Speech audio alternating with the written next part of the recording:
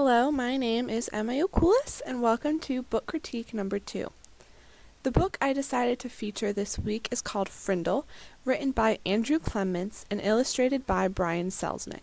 The genre for this book is realistic fiction, and it can be used in grades 3 through 8.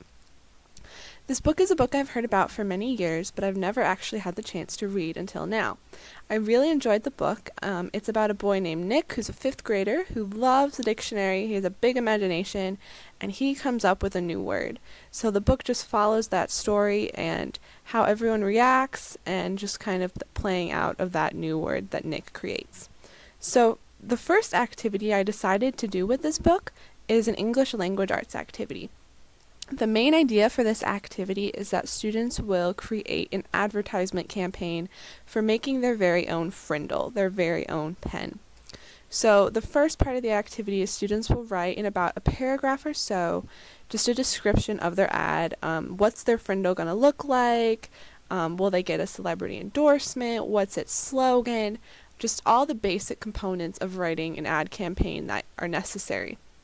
And then after they write up their little brief paragraph of their ad campaign, they're going to create a poster. And to create this poster, they're going to use Canva, which is a really awesome site to do graphic design and images and stuff like that. So that's what they're going to do for that. And this is an example of one that I already created. This is just a simple thing. It's a really easy tool for students to use.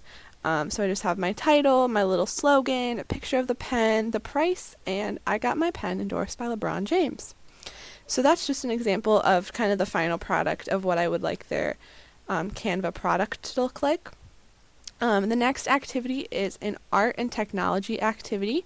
For this activity, students are going to create a movie trailer for the book, and they're going to create this using Animoto. Unfortunately, Animoto is no longer free, so there is a price for it. So if I'm not able to get anything like a cheaper reduced price for my students as a class, then I would just have each student create an account and just use it for the free trial. So that's what I had to do, and this is just the video I created. Unfortunately, it does have the watermarks, the Animoto trial watermarks, but it still serves the purpose. So here is my movie trailer.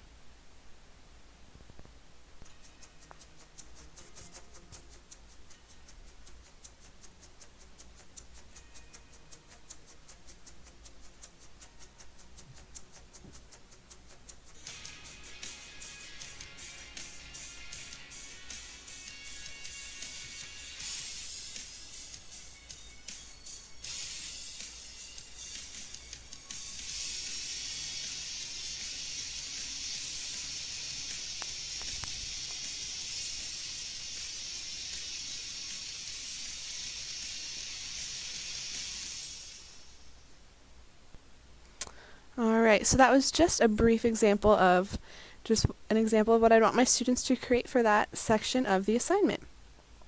And the last 4 books I read, the first one was Tiki Tiki Tembo. I heard about this book through field experience. I saw my students do an activity with it, so I thought I'd give it a shot and try reading it. It's a really great book.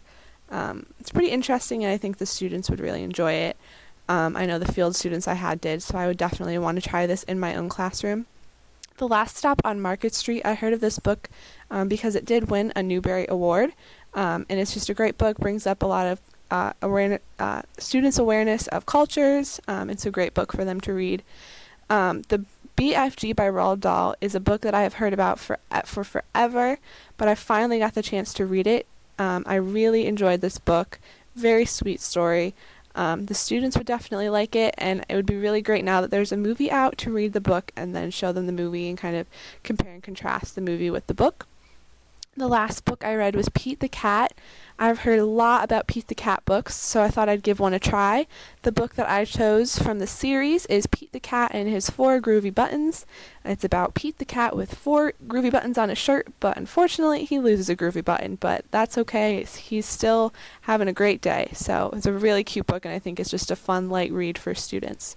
So those were all 5 of the books that I read for this week. Thank you for listening.